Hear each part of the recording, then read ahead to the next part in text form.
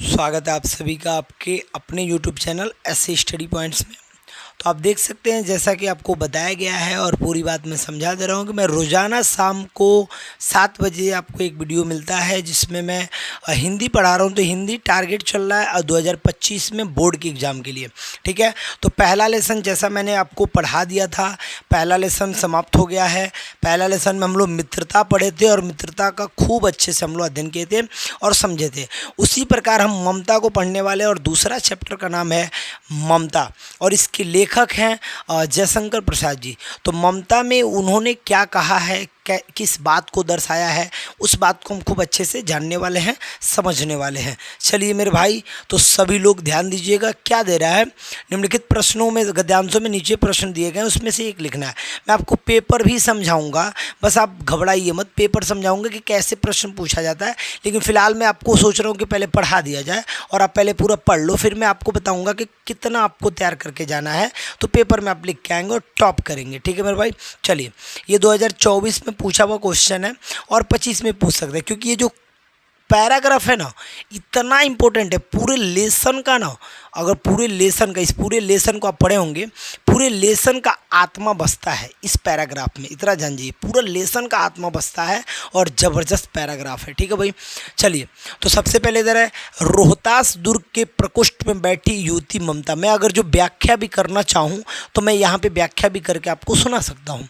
रोहतास दुर्ग क्या था, तो रोहतास दुर्ग एक राजा का किला था और उसके प्रकोष्ठ में, मतलब कि प्रकोष्ठ का मतलब ये हो गया कि रोहतास दुर्ग के किले के जो मार्ग, जो रास्ता है, उसके जस्ट बगल में एक रूम था, ठीक है।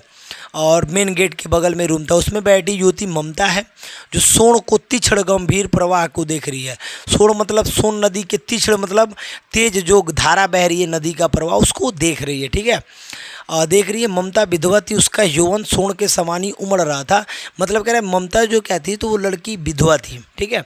और उसका यौवन, उसकी जवानी की बात हो रही है कि सोन नदी, जिस प्रकार सोन नदी का पानी बह रहा था, उसी प्रकार उसकी जो जवानी है, जो युवा स्थिति है, वो भी उमड़ रही थी, ठीक है। मन में वेदना था, मस्तक में आंधी थी। मन में बहुत सारे दुख की बातें थी, मन में, मस्तक में, दिमाग में एकदम आंधी चल रहा था। आंखों में पानी की बरसात हो रही थी, आंख से पानी आ रहा था, हर हर हर हर। वह सुख के लिए कंटक सेन में विकल थी। अब देखिए, उस सुख के लिए कंटक सेल में विकल थी, मतलब कि वो हर एक चीज़ से विकल थी, विफल थी। उसको किसी भी, मतलब बहुत सारे सुख सुविधाएं थे, फिर भी वो क्या थे, मन उसका उदास था। वह रोहतास दुर्गपति के मंत्री चूड़ामणि की अकेली दुहिता थी। मतलब जो रोहतास दुर्गपति के जो सेनापति, दुर्गपति के जो मंत्री थे, महामंत्री थे, उनकी अकेली दुहिता थी, बेटी थी। फिर उसके लिए कुछ अभाव तो था ही नहीं, कुछ असंभव होना था।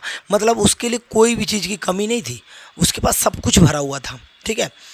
लेकिन परंतु वह हिंदू विधवा थी, लेकिन वो विधवा लड़की थी, वो हिंदू में विधवा थी। और हिंदू में विधवा होना, हिंदू विधवा संसार में सबसे बड़ा निराश्रय प्राणी है। मतलब कि हिंदू लड़की अगर जो विधवा हो जाए तो वो अपने आप को एकदम अनाथ मानते हैं और उसके लिए कोई नहीं होता है। पूरी दुनिया का सुख सुविधा एक तरफ, और वो विधवा हो गई तो उसको कोई पूछने वाला नहीं है, ऐसा इसमें कहा गया है। तब उसकी विडंबना कहाँ का अंत है, माने तब उसकी दुख का अंत कहाँ से है, क्योंकि ऑलरेडी वो हिंदू लड़की है और विधवा है। और हिंदू लड़की विधवा हो जाए तो उसकी जो विडंबना है, जो दुख है, वो कम होने लायक नहीं है। इसी बात को पूरे इस पैराग्राफ में कहा गया है। इस तरीका से यदि आप इस पैराग्राफ को पढ़ते हैं तो ख़त्म, तब आपको कुछ नहीं जवाब देना, फट फट जवाब देंगे। देखिए, यहाँ पे कुछ वर्ड को बताया गया है। प्रकोष्ठ में राजप्रसाद के मुख्य द्वार के पास का कमरा, ठीक है। सोन मतलब सोन नदी, और वेदना मतलब दुख, और दुहिता मतलब पुत्री, निराश्रय का मतलब अनाथ होता है, विकल का मतलब दुखी, और विडंबना का मतलब पीड़ा होता है, ठीक है। अब इसमें क्या पूछा जा रहा है वो देख लेते हैं। गद्यांश के पाठ और लेखक का नाम लिखिए। गद्यांश का पाठ लिखिए, लेखक का नाम लिखिए। तो मैंने पहले बोला कि अगर जिसको शॉर्ट में नाम आपको लिखना है तो आप बता सकते हैं कि इस गद्यांश का नाम, इस चैप्टर का नाम जो है ममता है और इसके लेखक जो है वो जयशंकर प्रसाद जी हैं, ठीक है। उसके बाद भी अगर जो आपसे कहा जा रहा रेखांकित अंशों की व्याख्या कीजिए, या दो टाइप से लिख सकते हैं। प्रस्तुत गद्यातरण हमारी पाठ्य पुस्तक हिंदी के गद्य संकलन में संकलित ममता नामक कहानी से उद्गृत है। इसके लेखक छायावादी युग के प्रवर्तक श्री जयशंकर जयशंकर प्रसाद जी हैं। तो आप ये भी लिख सकते हैं और एक मैंने जो शॉर्ट बताया वो भी लिख सकते हैं। तो ये दोनों फॉर्म में आप लिख सकते हैं, कोई दिक्कत नहीं है। ठीक है मेरे भाई, चलिए रेखांकित अंशों की व्याख्या कीजिए। ममता कौन थी, वो क्या देख रही थी? ममता कौन थी? तो दुर्गपति मंत्री चूड़ामणि की पुत्री थी। और वो क्या देख रही थी? तो नदी में, जो सोन नदी में पानी बह रहा था उसी को तो देख रही थी। बस ये हो गया इसका जवाब, तो ऐसे ही लिखा गया। रेखांकित अंश की व्याख्या, चलिए व्याख्या हम थोड़ा आपको दिखा देते हैं ताकि आपको भी समझ में आए कि हाँ व्याख्या वास्तव में क्या हुआ है। तो वास्तव में देखिएगा, जो शुरू में लिखा है उसी बात को मैं बता रहा हूँ, लिखना कैसे है। आप हेडिंग डालेंगे रेखांकित अंश की व्याख्या, और आप व्याख्या कैसे करेंगे? तो लिखा है कि श्री जयशंकर प्रसाद जी का कहना है, मतलब श्री जयशंकर प्रसाद जी का कहना है। क्या कहना है मेरे भाई? तो श्री जयशंकर प्रसाद जी का कहना है कि, क्या कह रहे हैं?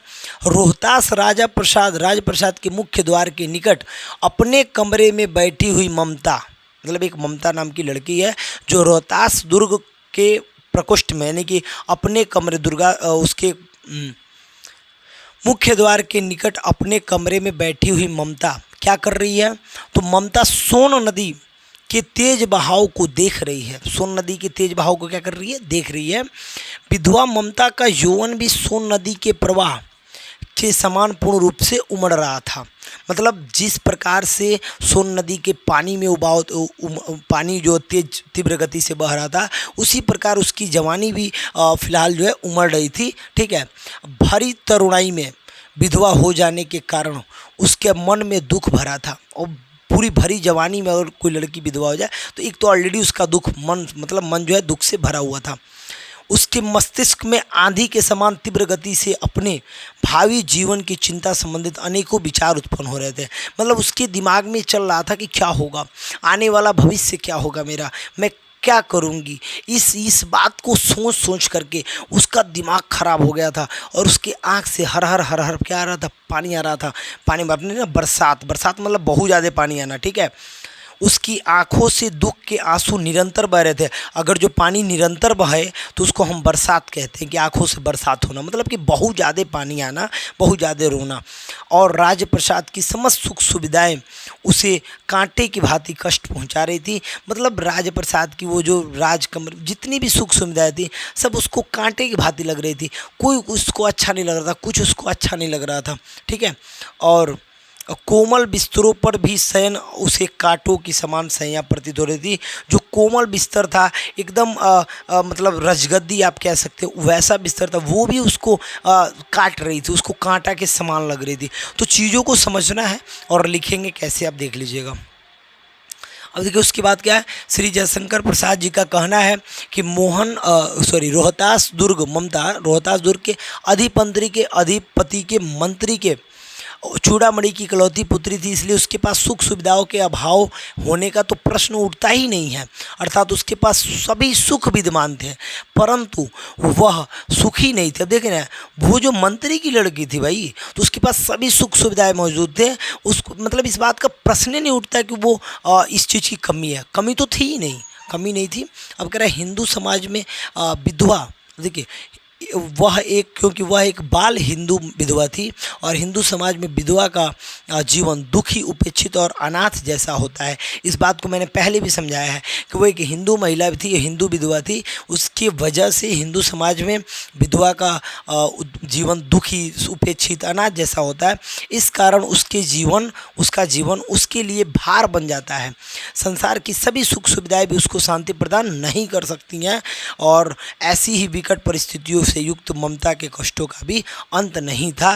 मतलब ये पूरी बात हो गया रेखांकित अंश की व्याख्या। तो बताइए आपको ये बात समझ में आया कि नहीं आया? जितना समझ में आया हो उतना भी आप लिख के चले आए पेपर में, मज़ा लग जाएगा, मज़ा आ जाएगा। एक और बात पूछा गया, ममता कौन थी? तो ममता रोहतास दुर्ग के अधिपति की मंत्री चूड़ामणि की इकलौती पुत्री थी जो विधवा हो गई थी। राजप्रसाद के मुख्य द्वार के निकट अपने कमरे में बैठी हुई वह सोन नदी के तेज बहाव को वह क्या कर रही थी? तो वह सोन नदी के तेज बहाव को देख रही थी। और क्या कर रही थी? ये बातें हो गया। तो ये आपका हो गया पहला पैराग्राफ पूरा। ठीक है।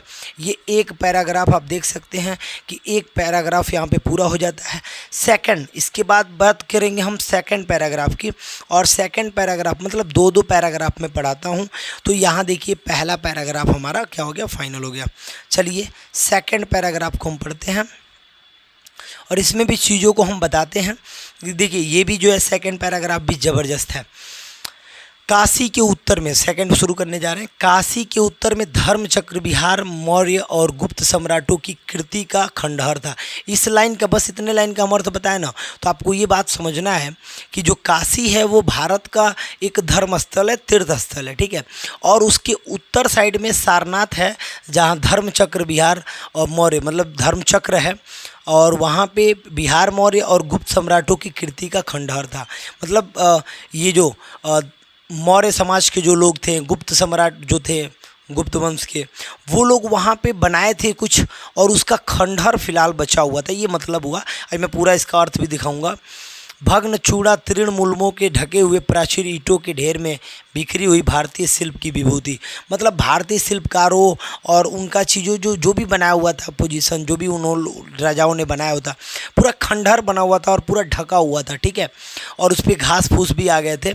ग्रीष्म की चंद्रिका में अपने को वो शीतल कर रही थी। ये पूरा बात जैसे हमने पढ़ा, इस बात का हम अर्थ ढूंढने चलते हैं और आपको मैं अर्थ दिखाता हूँ। विहार का मतलब होता है, विहार का मतलब बौद्ध भिक्षुओं का आश्रम, जहाँ पे बौद्ध भिक्षु जो है मतलब रहते थे, ठीक है। भग्न चूड़ा मतलब भवन का टूटा हुआ ऊपरी, भवन मतलब ऊपर से भवन टूट गया तो खंडहर हो जाएगा। भवन चूड़ मतलब भवन का टूटा हुआ ऊपरी हिस्सा। तृण गुल्म का मतलब तिनको अथवा घास फूस लताओं से घिरी हुई, मतलब अब जहाँ जो घर खंडहर हो जाएगा उस पर घास फूस तिनका भी सब आ जाएगा।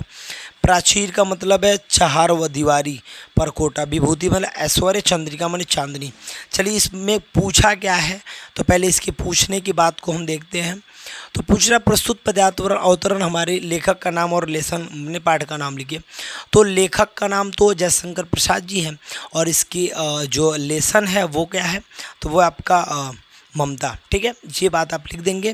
उसके बाद कह रहा है रेखांकित अंश की व्याख्या कीजिए। फिर पूछा धर्मचक्र कहाँ स्थित है, तो धर्मचक्र सारनाथ में स्थित है, जो कि काशी के उत्तर साइड में है। ये आप ऊपर पढ़ के देखें तो काशी के उत्तर साइड में सारनाथ है, जहाँ पे धर्मचक्र मतलब स्थित है। इसका जवाब हो गया, इसका जवाब हो गया। अब जवाब बचा कौन, रेखांकित अंश की व्याख्या। तो व्याख्या इसका करते हैं और इसका व्याख्या आप लोग ध्यान से सुनिएगा, मज़ा आ जाएगा। व्याख्या में भी मैंने पहले बोला कि व्याख्या में हम लिखने से पहले सबसे पहले ये बात ज़रूर लिखेंगे कि श्री जयशंकर प्रसाद जी का कहना है कि काशी भारत का पवित्र तीर्थस्थल है। मैंने पहले बोला काशी भारत का पवित्र तीर्थस्थल है। अब बताइए, रेखांकित अंश की व्याख्या डालना, श्री जयशंकर प्रसाद जी का कहना है कि काशी भारत का एक पवित्र तीर्थस्थल है। ये बहुत भारी लाइन है, ये आप लिख नहीं सकते हैं, लिख सकते हैं मेरे भाई, तो इतना लिख लीजिए। फिर कह रहा है इसके उत्तर में सारनाथ है। इसके काशी के उत्तर में कौन है, सारनाथ है, जहाँ बौद्ध भिक्षुकों के बौद्ध विहार टूटकर, जहाँ बौद्ध भिक्षुक पहले रहा करते थे और उन्होंने बनाया हुआ है पोजीशन, वो टूट गया है और टूटकर खंडहरों में बदल चुके थे। इन बौद्ध विहारों के मौर्य वंश के राजाओं तथा गुप्त कालों के सम्राटों ने बनवाया था। इन बौद्ध विहारों के मतलब कौन बनवाया था, तो मौर्य मतलब मौर्य वंश के राजा बनवाए थे, गुप्त काल के सम्राट ने बनवाया था। तत्काल वास्तुकला एवं शिल्पकला के बेजोड़ नमूने अब भी स्पष्ट दिखाई दे रहे थे। मतलब उसमें जो डिजाइनिंग हुई थी, कलाकृति हुई थी, वो अभी भी चिक चिक के दिखा रही कि मैं हूँ मतलब मैं सभ्यता हूँ एक, ठीक है, वो अभी भी दिखा रही हैं कि वास्तुकला एवं शिल्पकला के बेजोड़ नमूने अभी भी स्पष्ट दिखाई दे रहे थे, जो मौर्य और गुप्त वंश के सम्राटों के कृति का गान प्रतीत कर रहे थे। मतलब इसका मतलब ये हुआ कि वो चिक चिक चिल्ला रहे थे और कह रहे थे भाई हमको मतलब तोड़ दिया गया, जो भी किया गया ये कंडीशन हुआ है, ठीक है मेरे भाई। अब वो देखिए गान प्रस्तुत कर रहे थे। इन भवनों के शिखर टूट गए थे, मतलब ऊपर से टूट गया था। खंडहरों की दीवारों पे घास फूस आ गए थे तथा लताएं उग गई थीं। टूटी फूटी ईंटों के ढेर इधर उधर बिखरे पड़े हुए थे और इन ईंटों में बिखरी पड़ी हुई थी भव्य भारतीय शिल्पकला।